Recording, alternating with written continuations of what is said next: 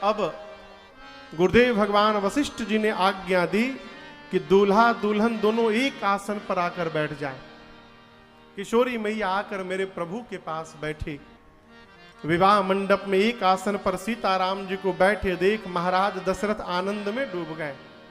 Money मन सोचने लगे, विवाह के मंडप में एक साथ बैठे इतने सुंदर लग रहे हैं, जिस दिन ये दोनों मेरी अयोध्या के सिंहासन पर बैठेंगे क्या अद्भुत स्वरूप निकल के आएगा। आज ही राम राज्य का बीज पड़ गया मन में। प्रभु के पास मैया जाकर बैठी। इधर गुरुदेव भगवान पहुंचे, जनक जी के पास जाकर बोले, महाराज घर में और बेटियां बची हैं का? जनक जी बोले, गुरु जी 3 गो बेटी बच गई है। और गुरु जी बोले, आपके घर में 3 गो बेटी है तो हमरो घर में 3 गो बेटवा बचे हैं, बुलाओ सबको, बुलाओ, आज ही सब होगा। और उसी मंडप में राम जी के विवाह के बाद यहां गोस्वामी जी कहते हैं, जस रघुबीर ब्याह विधि सकल कुंवर ब्याहे गोस्वामी जी कहते हैं, जैसे जैसे रघुनाथ जी का विवाह हुआ था उसी प्रकार सभी कुंवारों का हुआ। गुरु जी कहते हैं, बाबू यदि 3 भाइयों का हुआ रहता तो गोस्वामी जी सभी न लिखते, 3 ही लिखते। सभी का मतलब है अयोध्या से जितने बारात में कुंवारे लड़के गए थे, मिथिलावासी आपन आपन लड़के के हिसाब लड़का ढूंढ ढूंढ के और सभी कुंवारों का वहां विवाह हो गया, कोई कुंवारा वापस नहीं लौटा। सकल कुंवर ब्याहे तेहि करनी। ये बताइए मंडप कितना है? विवाह का मंडप कितना है? एक, कहिए। और दुल्हा दुल्हन कितने हैं? सखियां बोलने चारों दूल्हा में बड़का कमाल सखिया, चारों दूल्हा में बड़का कमाल सखिया। बाल वृद्ध नर नारी सब बेहाल सखिया, बाल वृद्ध नर नारी सब बेहाल सखिया। चारों दूल्हा में बड़का कमाल सखिया, चारों दूल्हा में बड़का कमाल सखिया। जिनका खातिर जोगी मुनि जप तप कैलन, जिनका खातिर जोगी मुनि जप तप कैलन, से ही हमरा मिथिला में मेहमान भैलन, से ही हमरा मिथिला में मेहमान भैलन। आजू लोढ़ा से सेकाई इनकर गाल सखिया, आज लोढ़ा से सेकाई इनकर गाल सखिया। चारों दूल्हा में बड़का कमाल सखिया। बोलिए दुल्हा सरकार की, बोलिए दुल्हन महारानी की। चारों भाइयों का विवाह हुआ। विवाह के बाद सखियां अब चारों भाइयों को कोहबर में ले गई। कोहबर की आपको बात बताऊं, राम जी की पादुका चुरा के और बढ़िया कपड़े से ढक के, फूल माला पहना के, आसन पे रख के पहले से तैयार रखी थी सखियां। राम जी चारों भैया पहुंचे। राम जी से सखियों ने कहा कि कुल देवता हैं, प्रणाम करिए। भगवान तो स्कैन कर लिए उसका, बोले तो हमारा पादुका है। भगवान बोले, हम अपने से बड़ा किसी को, पूरी दुनिया हमको प्रणाम करती, हम किसी को प्रणाम नहीं करते। ना ना, राम जी बिना प्रणाम किए बैठ गए। सखियों ने लक्ष्मण जी से कहा, भैया आप प्रणाम करिए, कुल देवता हैं। लक्ष्मण जी बोले, जौन काम हमार भैया नहीं करते हम कदापि नहीं करते, हम नहीं करेंगे। लक्ष्मण जी भी जाके बैठ गए। भरत भैया आए तो सखियों ने कहा भैया आप प्रणाम करिए। जैसे सखियों ने कहा भरत जी दंडवत किए, और जैसे दंडवत किए सखियों ने कपड़ा उठाया, अरे पादुका भगवान को भरत जी प्रणाम कर लिए, लगी ताली बजाने। लक्ष्मण जी बोले कट गई नाक, क्या आवश्यकता थी इनको प्रणाम करने की? राम जी से बोले। राम जी बोले कटी नहीं है और लंबी होगी, देखो। भरत जी देखे भगवान की पादुका, सखियों से हाथ जोड़कर बोलने लगे बहुत बहुत धन्यवाद आप लोगों का, ये वही पादुकाएं हैं जिनको मैं अयोध्या में प्रणाम करता हूं, आपने मिथिला में भी अवसर दे दिया, जय हो जय हो। राम जी बोले देखे कैसे बाजी उल्टी हो गई। सखियां विनोद करती हैं, कहती हैं राम जी आपके अयोध्या का विज्ञान तो इतना आगे बढ़ गया है, वैसा विज्ञान पूरे धरती पर नहीं है। लक्ष्मण जी बोले कैसा विज्ञान? लड़ी खीर खाओ लड़का जन्म ले लेता है, ये साधारण विज्ञान है? खीर खाओ लड़का जन्म ले लिया। लक्ष्मण जी बोले मिथिला का विज्ञान पीछे नहीं है, आपका विज्ञान हमारे से आगे। हम लोगों के यहाँ तो खीर खाना भी पड़ता है, यहाँ खेत जो तो लड़की जन्म ले लेती है, खाने का कहीं नहीं, खेत जो तो।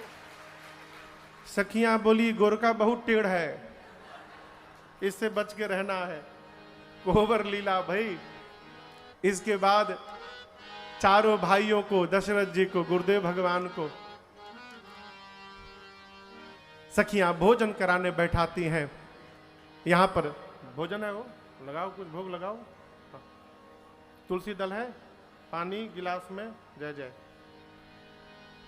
सखियां गाती हैं अरे आज थारिन सजो जेवनार, जेवो राम लला।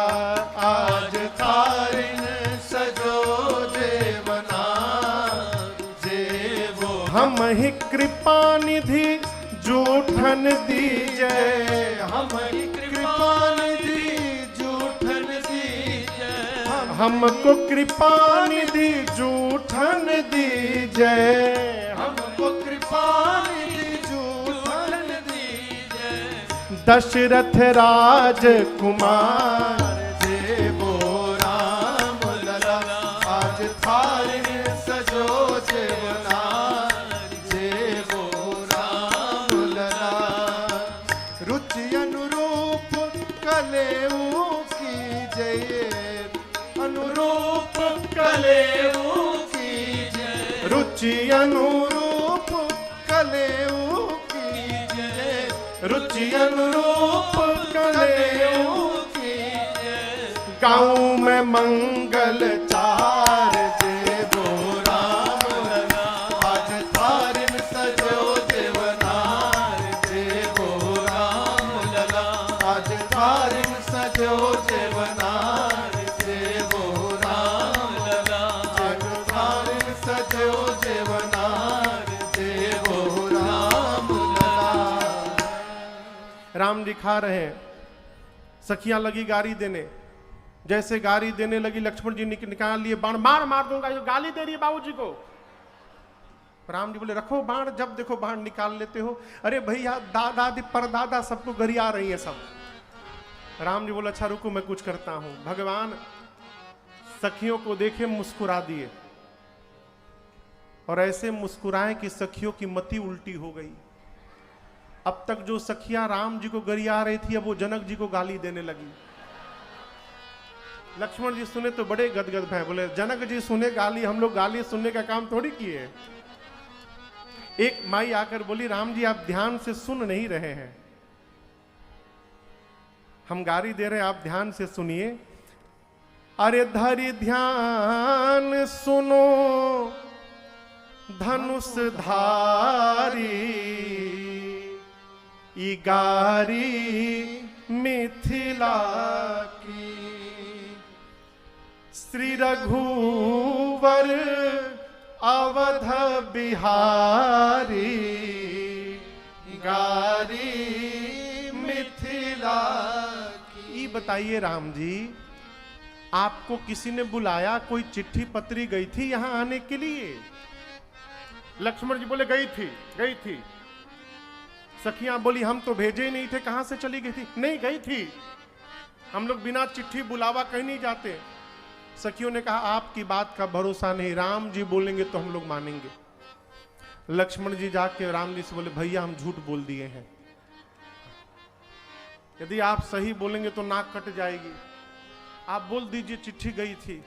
राम जी बोले यदि पूछेंगी क्या लिखा था तो फिर झूठ बोलो, फिर पूछेंगी किस डेट का पत्र था फिर झूठ बोलो, ऐसा काम ही क्यों करना भाई जिसमें झूठ पे झूठ बोलना पड़े। राम जी बोले, लक्ष्मण जी बोले सही बोलिएगा तो मेरी चली जाएगी। सखियों ने कहा कहिए राम जी चिट्ठी आई थी? सखियों से राम जी बोले नहीं आई थी। लक्ष्मण जी बोले भैया, राम जी बोले नहीं आई थी। सखियों से बोलते थे नहीं आई थी, लक्ष्मण जी नहीं आई थी। सखियां कहती हैं धनुष जाग्य सुनी ब्याह उमंग में, अब बिनु चिट्ठी कौशिक मुनि संग में। गुरु जी के पीछे पीछे दोनों भाई बनियाए कमंडल धारी, गारी मिथिला की। ये बताइए राम जी, हमने सुना आप आते समय रास्ते में पत्थर को छू के स्त्री बना दिए। लक्ष्मण जी बोले साधारण मत समझना मेरे भैया को, हमारे आंखों के सामने पांव से छुआ स्त्री बन गई। सखियां बोली आप ये बताइए आप हैं क्या? हो राज कुंवर की मदारी, गारी मिथिला। खेल दिखाते दिखाते आए हैं। हमने सुना आप बहुत बड़े दानी हैं, आपके दान की महिमा सब जगह सुनाई पड़ती है, लेकिन हमको ये बात समझ में नहीं आई उस दिन पुष्प वाटिका में, अरे बन मलियन आगे भिखारी, गारी मिथिला की। लक्ष्मण जी बोले कुछ भी कहो लेकिन धनुष तो भैया ने ही तोड़ा है मेरे। सखियों ने कहा घमंड में मत रहिए कि भैया ने तोड़ा है। भंजे हूं चापा गुमान न लाओ, सिया की कृपा है भाग्य मनाओ। मिली जनकपुरी ससुरारी, गारी मिथिला की। ये पद साकेतवासी प्रातः स्मरणीय पूज्य स्वामी श्री राजेश्वरानंद सरस्वती जी महाराज की रचना है। उनका उपनाम मैंने बताया था राजेश, पहले नाम राजेश था। स्वामी जी भगवान से कह रहे प्रभु हम आपको तब से गाली सुनाए जा रहे हैं, आप इसको अन्यथा मत मानिएगा प्रभु। अरे क्षमहु चूक राजेश जुयाते, हम गारी देत सिया जी के नाते। इनके कारण गाली दे रहे हैं, क्यों?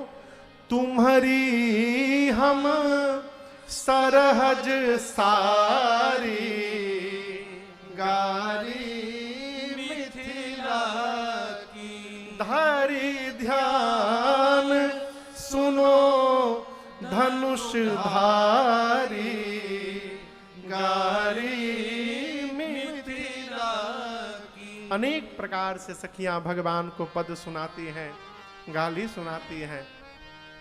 विवाह के कई दिन पहले बारात आई थी, इसी प्रकार विवाह के बाद भी कई दिनों तक बारात मिथिला में रुकी रही। अंत में विश्वामित्र जी और सतानंद जी ने जनक जी से कहा कि बारात को विदा करिए, तो जनक जी महाराज ने बारात को विदा किया। बहुओं को लेकर, बारात को लेकर श्री चक्रवर्ती जी महाराज अयोध्या आए हैं। भव्य स्वागत भया है। रानियों से दशरथ जी कहते हैं कि बहुएं लड़िका हैं, पराए घर से आई हैं। जिस प्रकार पलके आंख की रक्षा करती हैं, आप माताएं मिलकर बहुओं की रक्षा करिएगा। रात्रि विश्राम भया, शुभ मुहूर्त देखकर प्रातः काल कल कंगन छुड़ाया गया। 6 दिन विश्वामित्र जी अयोध्या में रुके, उसके बाद विदा मांगते हैं। विदा के समय चक्रवर्ती जी महाराज पूरे परिवार के साथ उपस्थित होते हैं। नाथ सकल संपदा तुम्हारी, मैं सेवक समेत सुतनारी। प्रभु मेरी पूरी संपत्ति आपकी है और मैं पूरा परिवार समेत आपका सेवक हूँ। जैसी कृपा अब की बार की, ऐसी कृपा बार बार परिवार पर मेरे करते रहिएगा, यही आपसे प्रार्थना है। इतना कह के उनके चरणों में दंडवत किए हैं। आशीर्वाद देकर विश्वामित्र जी विदा लेकर गए। गुरुदेव भगवान वशिष्ठ जी के पुत्र वामदेव जी विश्वामित्र जी की पूरी कथा सुनाए हैं। यहाँ पर बालकांड की कथा पूर्ण करते हुए गोस्वामी तुलसीदास जी कहते हैं, निज गिरा पावन करन कारण, राम जस तुलसी कहो, रघुबीर चरित अपार, बारिद पार कभी कौने लयो, उपबीत व्याह उछाह, मंगल सुनि जे सादर गावई, वैदेही राम प्रसाद तेजन, सर्वदा सुख पावई, यहाँ सर्वदा सुख पावई, यहाँ सर्वदा सुख पावई। गोस्वामी जी कहते हैं, मैंने केवल और केवल अपनी जिह्वा को पवित्र करने के लिए भगवान की ये कथा गाई, नहीं तो भगवान का चरित्र अपार सागर के समान है। कौन कवि जन्म लिया है जो इसे गाकर के पार कर जाए। भगवान के जन्म, जात कर्म, नामकरण, चूड़ाकरण, यज्ञोपवीत, विवाह आदि जितने संस्कार हैं, इन संस्कारों की कथाओं को जो नर नारी सुनेंगे अथवा गाएंगे, श्री सीताराम जी के कृपा प्रसादी स्वरूप उस जीव का जीवन में सर्वकाल मंगल ही मंगल होगा। आज आदर से नाम याद कर रहा है, यही श्रेष्ठ व्यक्तित्व है। चले गए फिर भी हैं। श्री अयोध्या कांड की कथा व्यक्तित्व का निर्माण करती है। कांड के प्रारंभ में पूज्यपाद गोस्वामी तुलसीदास जी महाराज ने 3 श्लोक लिखे। पहले श्लोक में भूत भावन भगवान शिव को प्रणाम किया है। दूसरे श्लोक में भगवान के मुख के स्वरूप की वंदना किया है और तीसरे श्लोक में मेरे पीछे जो दरबार आप देख रहे हैं, इस दरबार की वंदना किए हैं। नीलांबुज श्यामल कोमलांगम, सीता समारोपित वाम भागम, पाणौ महासायक चारु चापम, नमामि रामम रघुवंशनाथम। 3 श्लोक लिखने के बाद गुरुदेव भगवान के चरण रज से गोस्वामी तुलसीदास जी ने अपने मन रूपी दर्पण को निर्मल किया। क्यों निर्मल किया? शंकर जी कहते हैं पार्वती जी से, मुकुर मलिना अरु नयन बेहीना। मुकुर यानी दर्पण, मुकुर मलिन,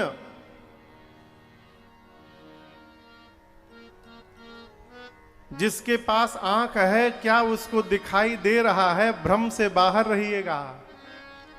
चोर मंदिर में जाता है तो उसको भगवान नहीं दिखते, उसको भगवान में भी पत्थर दिखाई पड़ता है। चोर को यदि भगवान दिखाई पड़ेंगे तो चोरी नहीं कर सकता, समझिएगा। चोर को मंदिर में भगवान नहीं दिखते, चोरवा को मंदिर में पाथर दिखाई पड़ता है। और उसी मंदिर में जब भगवान का भक्त जाता है तो भगत को पत्थर में भी उसका भगवान दिखाई पड़ता है। ये मूल अंतर है। जो देख पा रहा है वो वास्तव में देख रहा है, आवश्यक नहीं है। गोस्वामी जी शंकर भगवान के मुख से कहलवाते हैं, मुकुर मलिन। मुकुर यानी दर्पण पर मैल जमा है।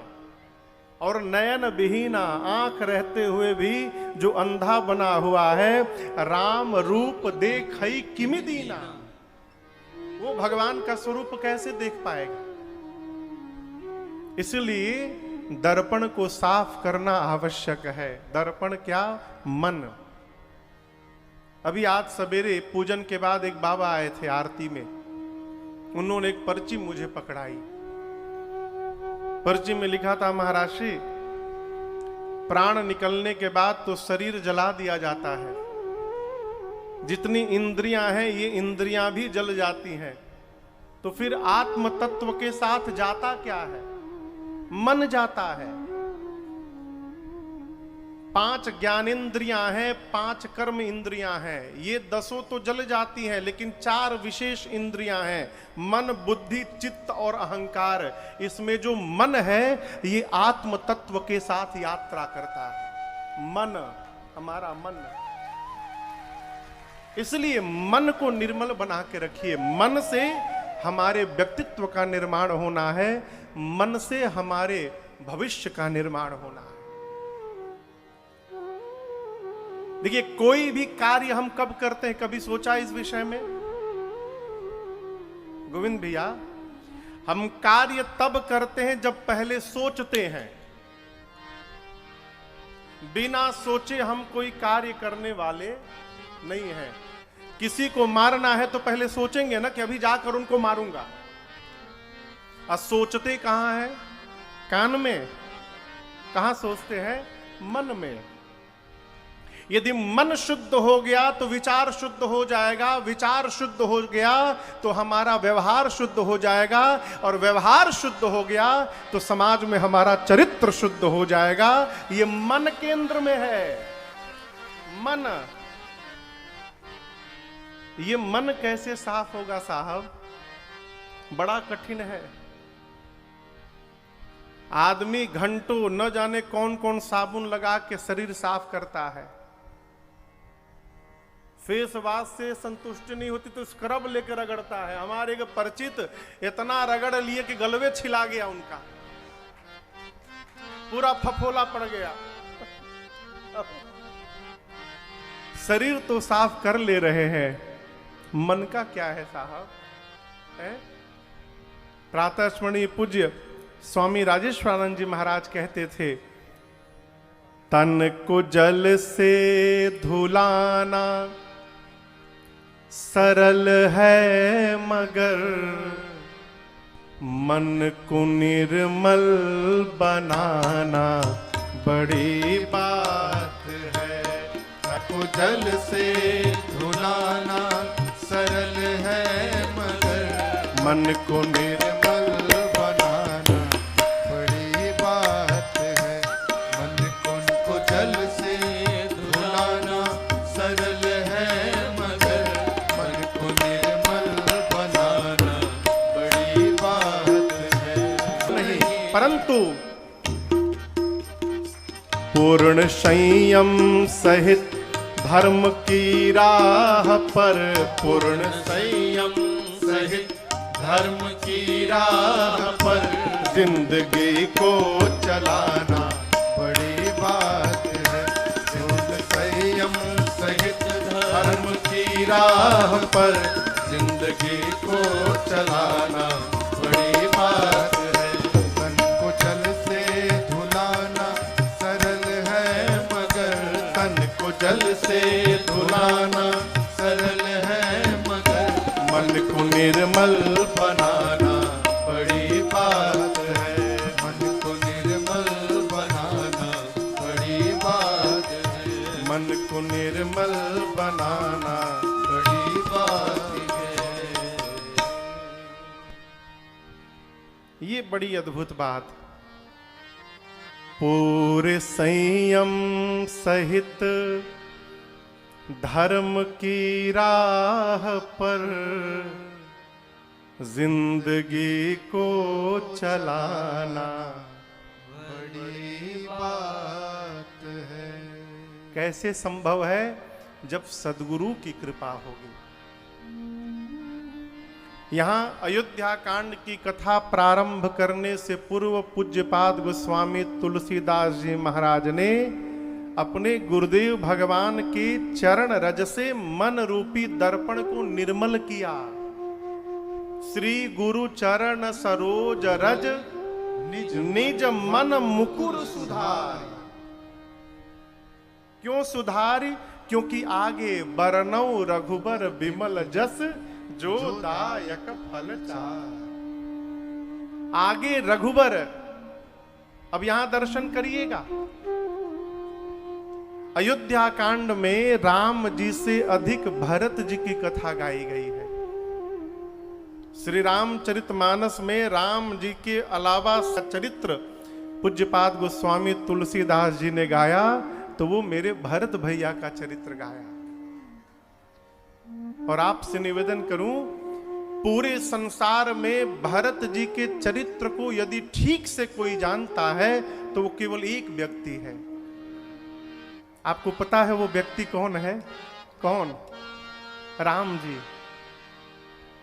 ये बात जनक जी महाराज ने चित्रकूट में रात्रि के समय एकांत में अपनी अर्धांगिनी मां सुनैना जी से कही। सुनैना, भरत जी का चरित्र इतना अपार है कि केवल एक व्यक्ति जानता है। जानहि राम, राम जानते हैं, लेकिन यदि कहने की बात आएगी तो भरत के चरित्र को राम भी कहने में सक्षम नहीं है। न सकहि बखानी। अब आप दर्शन करिए, जिस चरित्र को रघुनाथ जी नहीं गा सकते, गोस्वामी तुलसीदास जी उस चरित्र को गाने जा रहे हैं। इसलिए कथा प्रारंभ करने से पूर्व गुरुदेव भगवान के चरण रज से मन को निर्मल किया, प्रार्थना किया, गुरुदेव कृपा करिए, आपके आशीर्वाद के बिना ये कांड पूर्ण होने वाला नहीं है। इसलिए मन को निर्मल किया गोस्वामी जी ने। गोस्वामी जी कहते हैं, जिस दिन से रघुनाथ जी विवाह करके आए हैं, जब ते राम ब्याही घर आए। क्या हो रहा है? नित नव मंगल मोद बधाए, जब तेरा। अयोध्या में नित्य नवीन आनंद बधाई महोत्सव हो रहा है।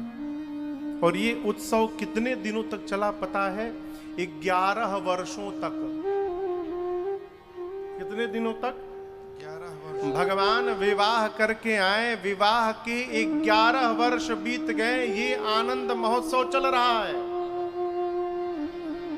सब विधि सब पुर लोग सुखारी। अयोध्या के सारे नर नारी सब प्रकार सुखी हैं। सब प्रकार यानी तन से सुखी, मन से सुखी, वचन से सुखी, व्यवहार से सुखी। जो तन से सुखी है वो मन से सुखी है, जरूरी नहीं है, है?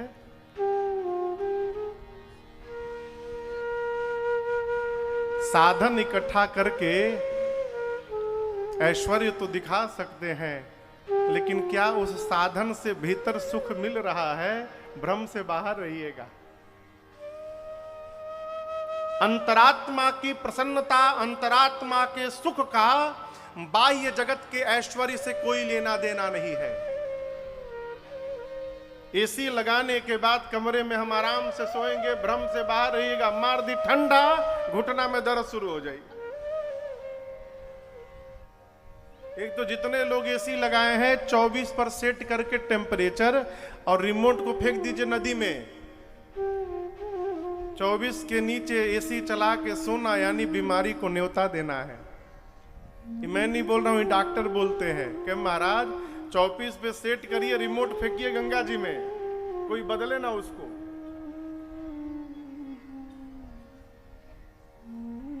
मन का सुख निर्भर करता है स्वीकार पर। यदि झोपड़ी में भी रहने के बाद आपके मन ने उस झोपड़ी को स्वीकार कर लिया है तो आपसे अधिक सुखिया संसार में दूसरा कोई नहीं मिलेगा। यदि आपने स्वीकार कर लिया, ऐश्वर्य में एक गोबरैला, एक जानते हैं गोबरैला? गोबरैला एक कीड़ा होता है, जानते हैं? गोबर का ढेला बना के, ढेला समझ रहे हैं, गोली, और उसी को डगराता रहता है। ब्रह्मा जी की दृष्टि पड़ी एक बार गोबरैला पर, बोले बताओ न जाने किस जन्म का पाप इसका गोबरैला बना है, चलो इसका उद्धार करो। उसको लेके चले गए ब्रह्मलोक, एक बढ़िया सा कमरा उसको दिए, कहे गोबरैला तुम इसी में रहो, खूब बढ़िया सुगंध है, कहीं गंदगी नहीं है। 1 महीना बाद गए तो देखे कोने में एकदम अधमरा पड़ा हुआ है। ब्रह्मा जी जाके हिलाए, बोले रे क्या तबीयत ठीक है ना? बोला अरे आप आ गए, आप ही को तो ढूंढ रहा था, मेरा प्राण बचा लीजिए। ब्रह्मा जी बोले क्या हो गया? बोला हम यहां मर जाएंगे, इतने साफ में रहने का मेरा आदत नहीं है, हमको फिर से गोबर में भेजिए, वही मेरे लिए बैकुंठ के समान है। ब्रह्मा जी फिर फेंके उसको गोबर में। ये क्या है? आप जहां भी रह रहे हैं, यदि आपके मन ने उस परिस्थिति को स्वीकार कर लिया है तो आपसे सुखिया कोई नहीं है। ऐश्वर्य में है, मन स्वीकार नहीं कर पा रहा है। स्वीकार मतलब 3 गाड़ी है, मन कह रहा है और 2 गाड़ी हो जाए। अरे 50 गाड़ी हो जाएगी, चलोगे एक ही गाड़ी पर? अहो ऐसा तो नहीं, एक टांग एक गाड़ी पर, दूसरा का टांग दूसरा गाड़ी पर, दोनों लेफ्ट राइट हो गई तो सीताराम है।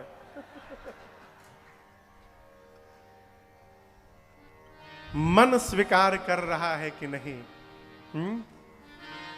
मन कैसे स्वीकार होगा? सत्कर्म से। यहां दर्शन करिए अयोध्या वासियों के जीवन में। सुकृत मेघ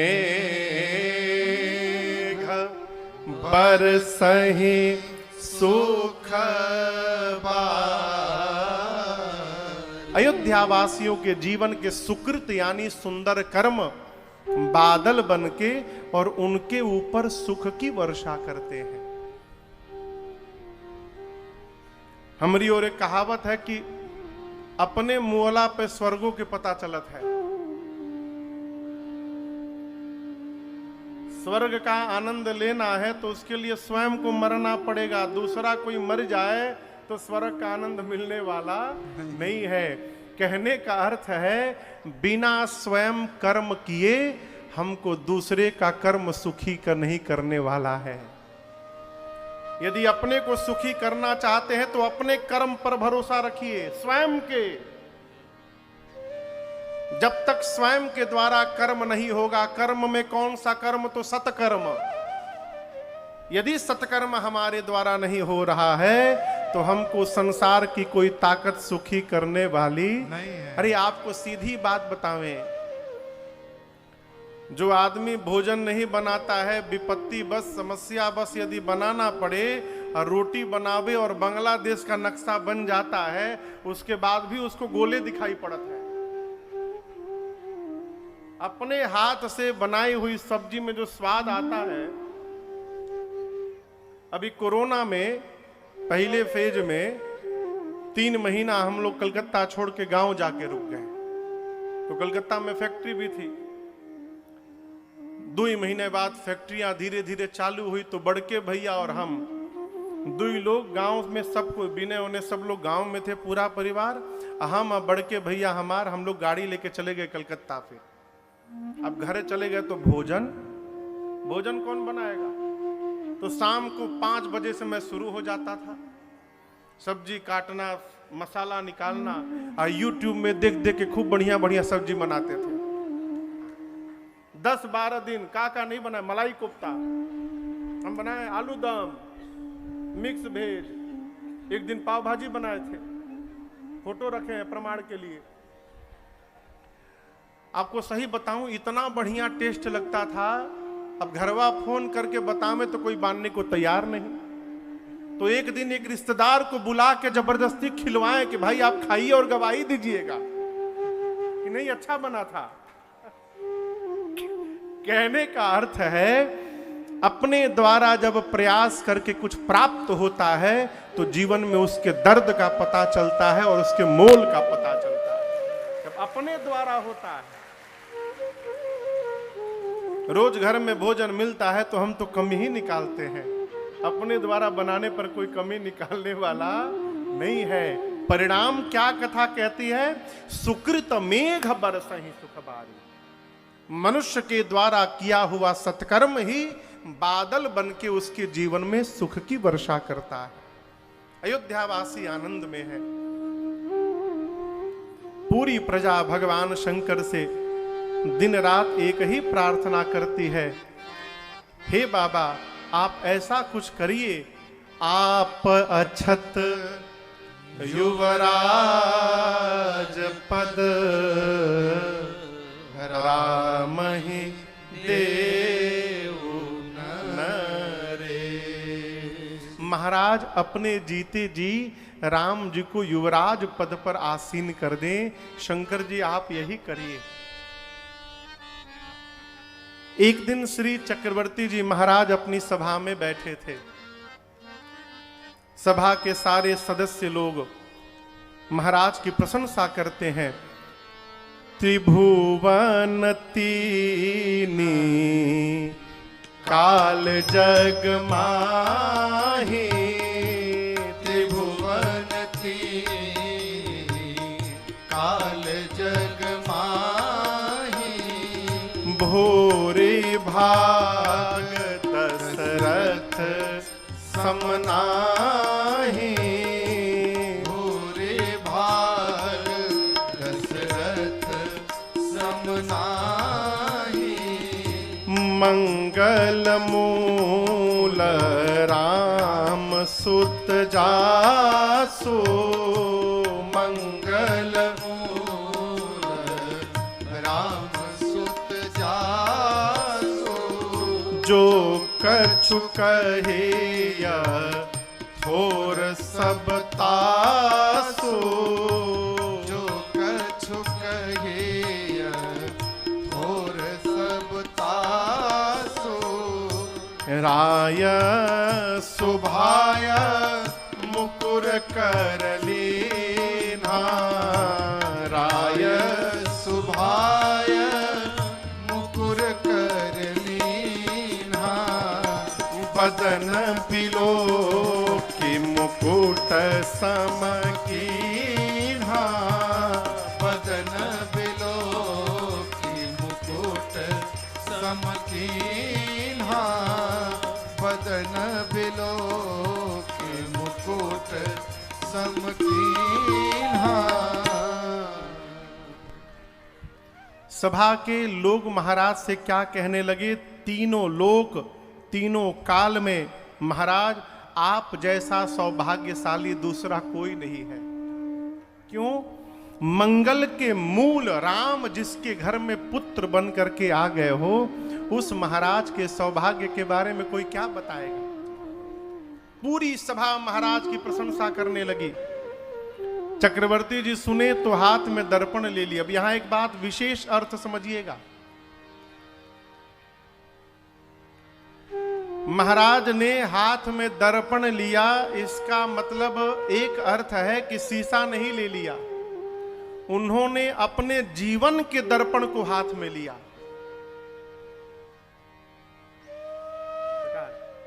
आदमी जब प्राण निकलने वाला होता है ना, और जब पता चल जाए कि अब प्राण निकलेगा थोड़ी देर में, तो उस समय मनुष्य को अपना पूरा जीवन दिखाई पड़ता है। हमने क्या सही किया, क्या गलत किया, किसका भला किया, किसको ठगा, सब दिखाई पड़ता है, पूरा जीवन। यहां जैसे सभा के लोगों ने महाराज की प्रशंसा की, महाराज ने अपने जीवन रूपी दर्पण को हाथ में लिया। क्यों? ये देखने के लिए कि ये जो प्रशंसा कर रहे हैं मेरी, क्या मैं इस प्रशंसा की पात्रता रखता हूं? हमारे महाराज श्री कहा करते हैं, बेटा अयोग्य व्यक्ति की योग्यता की प्रशंसा उसकी हत्या है। व्यक्ति अयोग्य है, उसमें कोई क्षमता योग्यता गुण नहीं है, लेकिन चापलूस लोग जो पीछे लगे रहते हैं वो दिन रात प्रशंसा करते, अरे आप तो धर्मात्मा, आप जैसा कोई है, आप इतने गुणवान, झूठ है।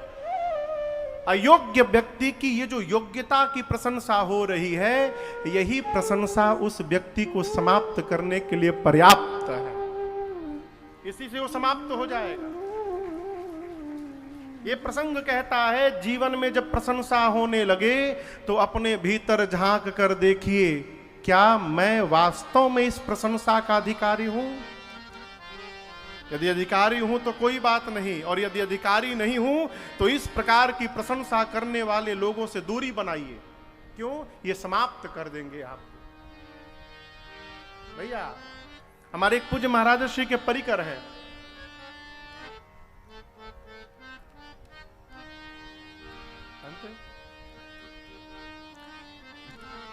वो जब महाराज जी के साथ आते थे पास में, तो उनके साथ 5-6 लोग और रहते थे गाड़ी में।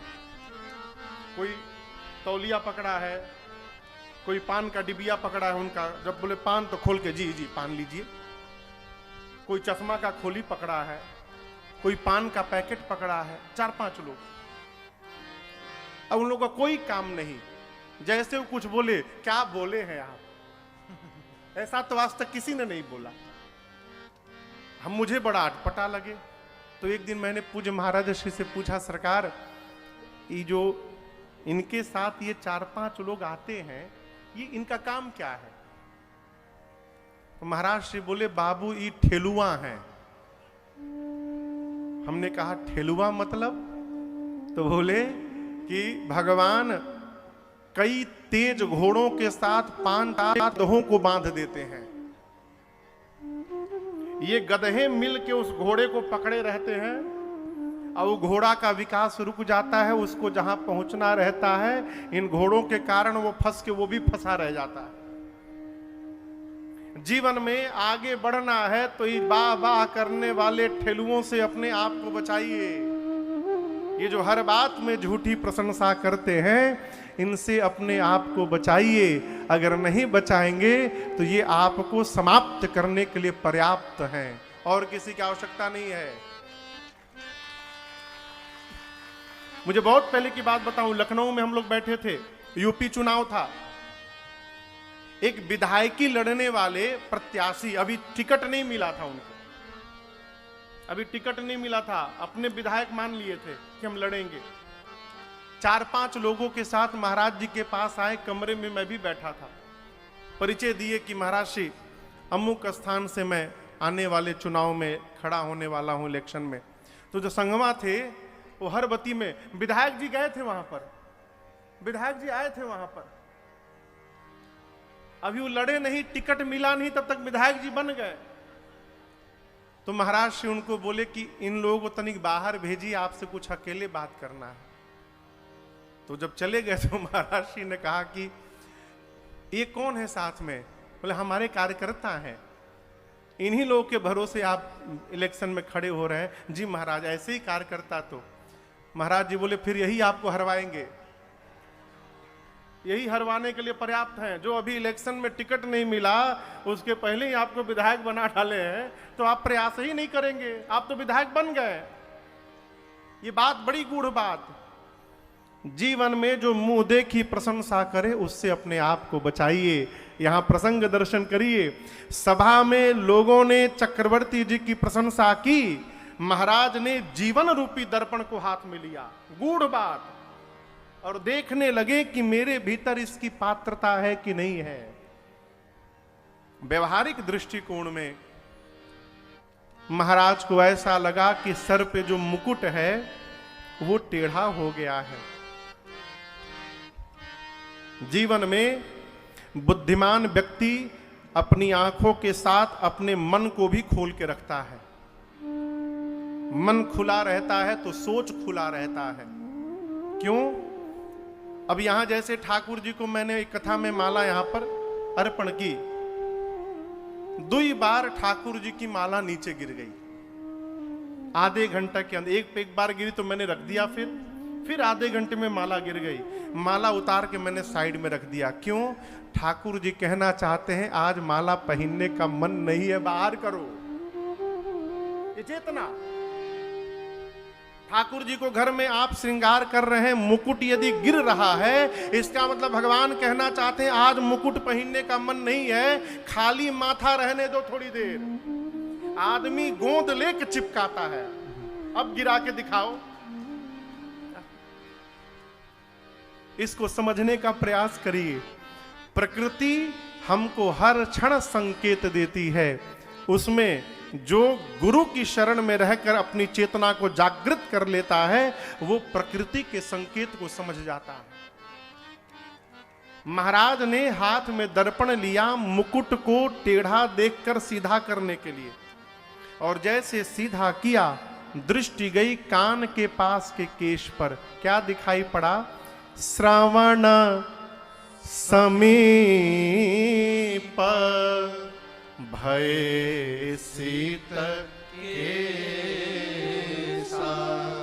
कान के ये जो कनपट्टी है ना, कान के पास के केश श्वेत हो गए हैं, और श्वेत केश को देखकर महाराज ने संकेत समझ लिया। मनहु जरठपन अस उपदेशा। मानो वृद्धावस्था उपदेश कर रहा हो। महाराज हम लोगों ने अपना रंग बदलना प्रारंभ कर लिया है, अब आपका समय आ गया है कि आप भी अपना रंग बदलिए। कैसे? नृप युवराज राम कहु देहु, जीवन जन्म लाह किन लेहु।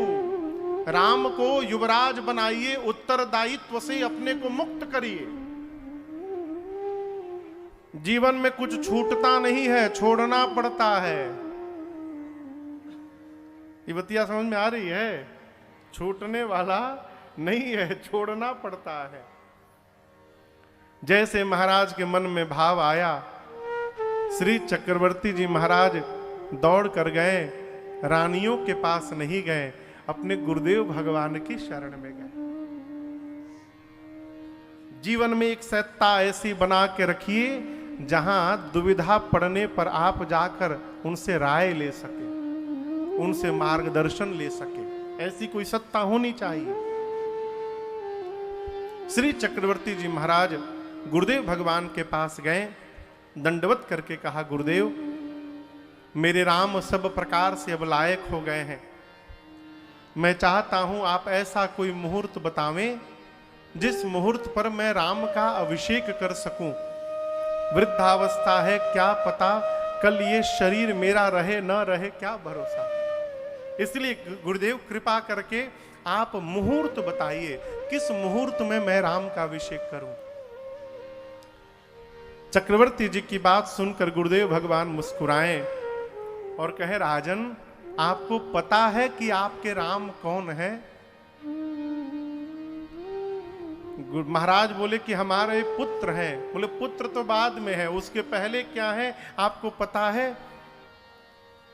चक्रवर्ती जी बोले नहीं पता है। गुरुदेव भगवान बताते हैं, सुनो नृप जासो विमुख पछिताहि।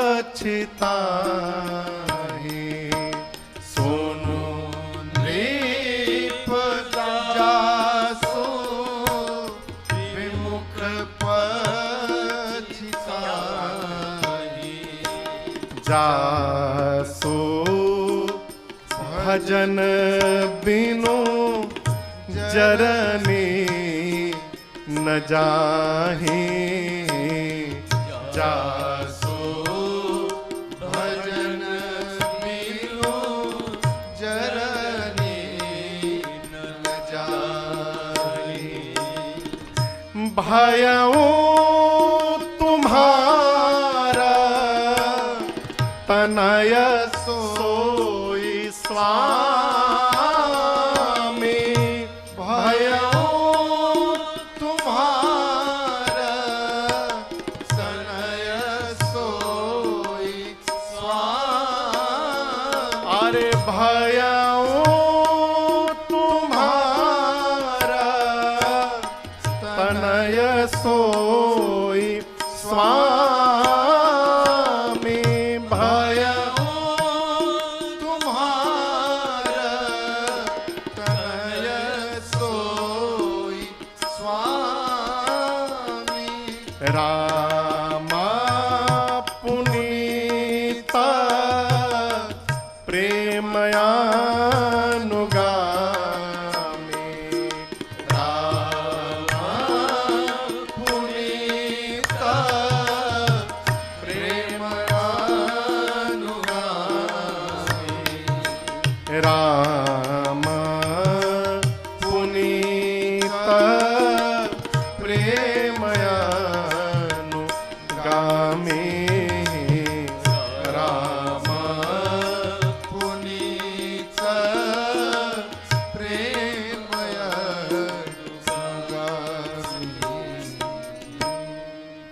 क्या कहा गुरुजी ने? गुरुदेव ने चक्रवर्ती दशरथ जी को राम जी का तात्विक परिचय कराया। ये दशरथ जी महाराज पहले मनु जी थे। आपने राम जन्म की कथा सुनी थी ना। मनु जी शत्रुपा जी ने जाकर नैमिषारण्य में 23,000 वर्ष तपस्या किया। भगवान प्रकट भय। मनु जी ने कहा मैं आपके जैसा पुत्र चाहता हूं। भगवान बोले मेरे जैसा कोई है ही नहीं, मैं ही पुत्र बन करके आऊंगा आपके घर। तब चक्रवर्ती जी ने एक और बात कही थी। क्या कही थी? महाराज दशरथ बोले थे प्रभु जब आप मेरे घर पुत्र बन करके अवतार लें तो एक कृपा और करिएगा प्रभु, मैं आपको भगवान न जान पाऊं, मैं ये जानूं ही नहीं कि आप भगवान हैं, मैं आपको अपना पुत्र मानता रहूं। इसके लिए दुनिया मुझे जो चाहे सो कहे। क्यों? यदि भगवान मान लूंगा ना तो मैं फिर आपको प्रेम नहीं कर पाऊंगा, आपसे भय लगेगा। और मैं चाहता हूं प्रभु संसार का पिता जिस भाव से अपने संतान को गोद में उठाकर खिलाता है मैं उसी प्रकार से आपको खिलाना चाहता हूं। इसलिए मैं भगवान न मानूं, पुत्र मानूं आपको। इसलिए दर्शन करिए, चक्रवर्ती जी महाराज जानते तो हैं कि भगवान है लेकिन मानते नहीं है। जानने को तो जन्म के समय ही जान गए। जाकर नाम सुनत सुबह होई, मोरे गृह आवा प्रभु सोई। जान तो रहे हैं लेकिन मान नहीं रहे हैं। चक्रवर्ती जी से गुरुदेव भगवान ने परिचय कराया। महाराज ये राम सुनु नृप जासु विमुख पछिता। महाराज आपके राम वो हैं जिनसे विमुख हो जाने के बाद जीवन से कभी पश्चाताप समाप्त नहीं हो सकता। जीवन में पश्चाताप ही इस कारण है कि हम भगवान से विमुख हो गए। आपको एक कथा सुनाऊं। एक आदमी ने निर्णय किया सुबह सुबह 10 बजे कि आज मैं अपनी परछाई को हरा के रहूंगा। किसको हराऊंगा? कहिए कहिए। परछाई को। परछाई समझ रहे हैं ना? उसकी परछाई आगे थी उसके। उसने निर्णय किया कि इतना भागूंगा परछाई कि तुमको हरा के रहूंगा। लगा भागने। जितनी वेग से वो भागता था उसी वेग से उसकी परछाई आगे भागती थी। घंटों दौड़ता रहा, परछाई को नहीं हरा पाया, थक गया। उदास चेहरा करके अपने गुरु जी के पास आकर बैठ गया। गुरु जी ने कहा क्या बात है? कहा गुरुदेव आज सुबह सुबह 10 बजे मैंने मन में संकल्प किया कि आज अपनी परछाई को हरा दूंगा। बहुत भागा, क्षमता से अधिक भागा, लेकिन हरा नहीं पाया। गुरु जी मुस्कुराए, कहे बेटे यदि वास्तव में तुम अपनी परछाई को हराना चाहते थे तो तुमको भागने की आवश्यकता ही नहीं थी। शिष्य बोला गुरुदेव बिना भागे कैसे हरा पाता? गुरु जी बोले भागने की आवश्यकता नहीं थी, तुमको केवल अपनी दिशा को बदलने की आवश्यकता थी। तुम तुम सूर्य के विमुख मुख करके भाग रहे थे, इसलिए तुम्हारी छाया तुमसे आगे थी। यदि तुम अपना मुख सूर्य की ओर घुमा दिए होते तो बिना भागे तुम्हारी छाया तुमसे पीछे चली जाती और तुम छाया को हरा देते। आप समझ रहे हैं बात को? ये कथा कहती है माई बाप, यदि जीवन में आप अपने दुख को, कष्ट को हराना चाहते हैं तो भागना बंद करिए। अपने जीवन की दशा को बदलना चाहते हैं तो भागना दौड़ना बंद करिए। जीवन की दशा को बदलना है तो केवल अपनी दिशा को बदल लीजिए। जो भगवान से विमुख होकर बैठे हैं, अपनी दिशा को बदल के भगवान के उन्मुख हो जाइए, भगवान की ओर अपना मुख कर लीजिए, तो आपके जीवन का जो पश्चाताप है, दुख है, वो अपने आप आपके पीछे चला जाएगा और कभी दिखाई देने वाला नहीं है। यही यहां पर गुरुदेव भगवान कहते हैं, सुनो नृप जासु विमुख पछताहि, जासु भजन भजन बीनु जरनी न जाहि। राम वो हैं जिनके भजन को किए बिना हृदय का ताप कभी समाप्त नहीं हो सकता है? हम एक गीत गाते थे, यही ताप है, यही पश्चाताप है। और थोड़ा अंत समय में इसका भान हो रहा है। एक लाइन का अंत समय में इस बात का भान हुआ कि और थोड़ा करीब हो जाता तो प्यार तेरा नसीब हो जाता। यही पश्चाताप है, ताप है, पछतावा। ये कैसे जाएगा? जासु भजन बिनु जरनी न जाहि। गुरुदेव भगवान ने कहा, महाराज वही जगत का पिता, भयऊ तुम्हारा तनय सोई स्वामी। वही जगत का पिता स्वामी आपका पुत्र बना है, वही राम है। महाराज बोले, जगत का स्वामी मेरा पुत्र बन गया, कैसे? गुरु जी कहते हैं, राम पुनीत प्रेम अनुगामी, राम पुनीत प्रेम अनुगामी। राम पवित्र प्रेम के पीछे पीछे चलने वाले हैं। पूरी दुनिया राम के पीछे दौड़ती है और रघुनाथ जी प्रेम के पीछे दौड़ते हैं। आप दर्शन करिए, क्या शबरी राम जी के पास गई थी क्या? राम जी शबरी के पास गए, क्यों? राम जी प्रेम के पीछे दौड़ते हैं। आज हम और आप कथा सुनेंगे, केवट भैया क्या राम जी के पास गए थे? नहीं, राम जी केवट जी के पास गए थे। ये प्रसंग कहता है, माई बाप,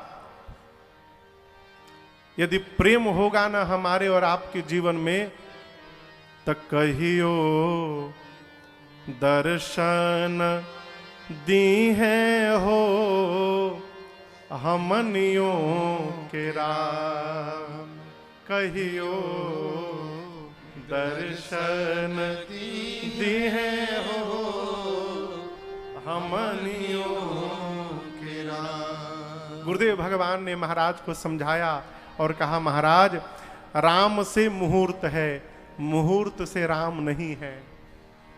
आप राम के अभिषेक के लिए मुहूर्त पूछ रहे हैं, मैं कहता हूं बेगी विलंब न करिय नृप साजिय सबुई समाज, सुदिन सुमंगल तबहि जब राम होहि जुब महाराज वही समय सबसे श्रेष्ठ मुहूर्त बन जाएगा जिस समय आप राम जी को युवराज पद पर आसीन करेंगे। इसलिए तुरंत करिए, विलंब मत करिए। महाराज ने निकलकर बाहर सोचा कि गुरु जी तो ठीक ही बोल रहे हैं, परंतु अब आज नहीं करूंगा, मैं कल प्रातः काल करूंगा। और आपसे निवेदन करूं, इसी कल ने महाराज को बेकल बना दिया। कल तो आया लेकिन महाराज के जीवन में नहीं आया। क्या हुआ?